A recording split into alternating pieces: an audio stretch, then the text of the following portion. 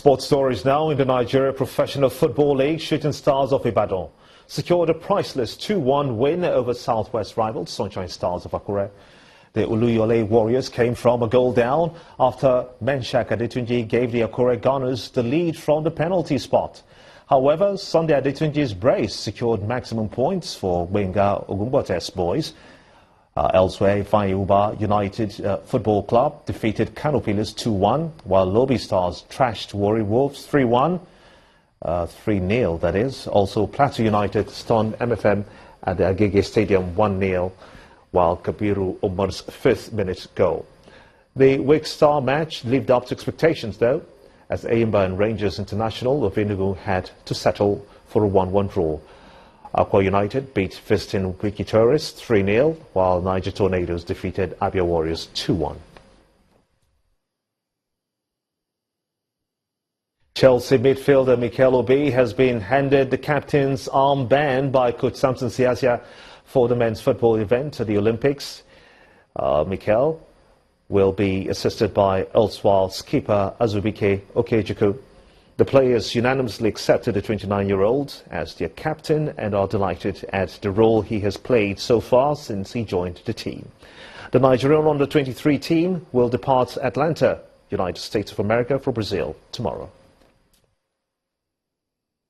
International Olympic Committee IOC President Thomas Bach says that partial sanctions against Russia's athletes over the country's state-run doping system are preliminary. Bach defended the organization's position amidst vocal criticisms. The 62-year-old said that more measures will follow after the Olympics once the report commissioned by the World Anti-Doping Agency is completed by law professor Richard McLaren.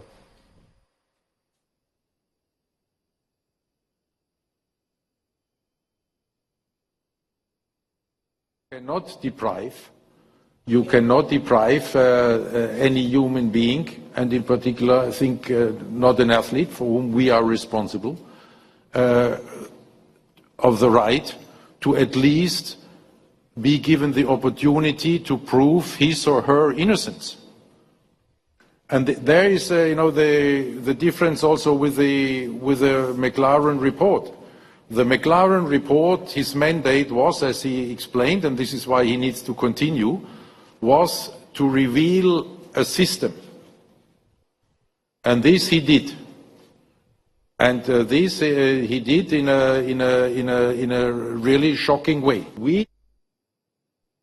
IOC President Thomas Bach.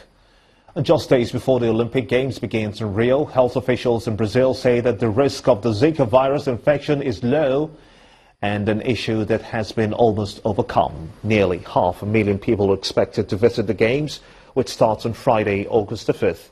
Brazil has been hard hit by the disease outbreak, and many physicians, competitors and potential visitors have expressed fears the Olympics could serve as a catalyst to spread the virus globally.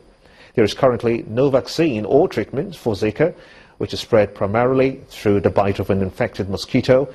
It can also be spread sexually. Lewis Hamilton dominated the Grand Prix, the German Grand Prix, to move into a 19-point lead in the championship over Mercedes teammate Nico Rosberg. Hamilton shot into the lead at the start from second and the grid as Rosberg slipped to fourth, where he finished after a difficult afternoon. This is the 31-year-old's fourth consecutive victory though. Rosberg finished behind Red Bull's Daniel Ricciardo and Verstappen after being unable to make up the lost time.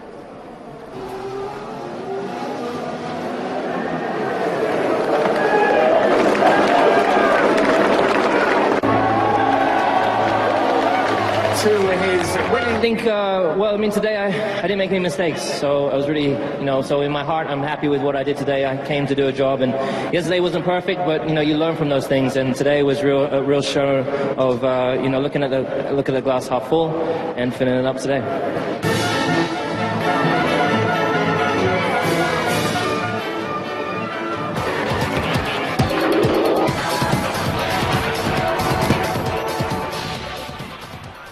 Ghazalin Khan, mother of a dead U.S. Muslim soldier, has responded to Republican presidential nominee Donald Trump, criticizing her silence while her husband spoke at the Democratic National Convention in Philadelphia last week.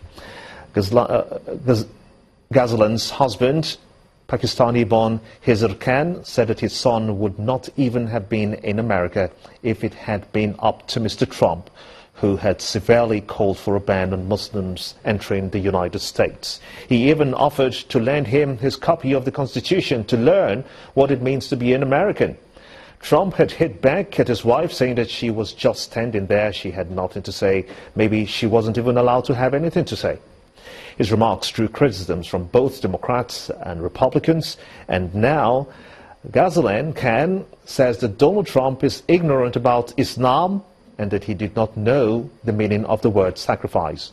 In an opinion article for the Washington Post, she said that she had been asked by her husband if she wanted to speak at the convention, but she had declined, saying that she was too upset. Now, responding to Trump, she said if he had studied the real Islam and Quran, all the ideas he gets from terrorists would change, because terrorism is a different religion. Her husband also reacted to Trump's comments. The way he showed disrespect towards the Gold Star mother of this country, that says it all. Your wife. My wife, the brave mother of my son, Captain Humayun Khan, the hero of this country.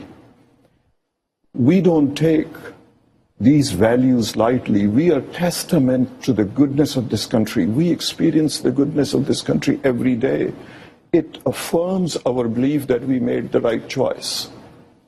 But then to see, when we got back home, our 4-year-old granddaughter said to her grandmother, "Why were you so upset? Why were you so sad?"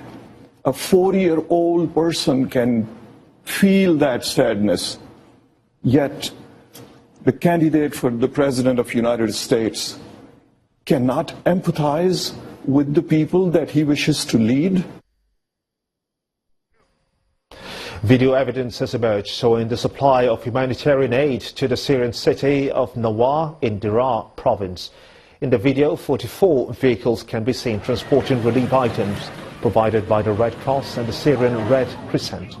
Also, vehicles can be seen entering the city with the assistance of members of the city's various armed factions.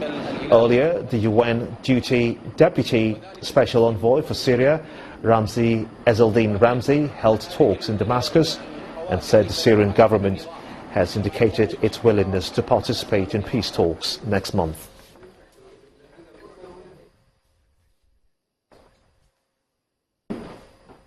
And the main news again.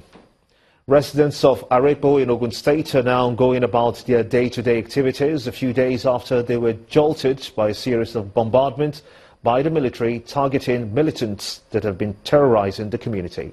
Also today, prison authorities announced that 6 of the 13 prisoners who escaped from Cotton Karfe on Saturday are back in custody. The Comptroller General of Prisons also assured of increased security across the nation's prisons. And the mother of a dead U.S. Muslim soldier has hit back at presidential candidate Donald Trump for questioning her silence during a speech by her husband. And that's how it's been on the news at 10 tonight. I want to thank you so much indeed for being a part of it. I am Gimba Umar. Have a splendid weekend.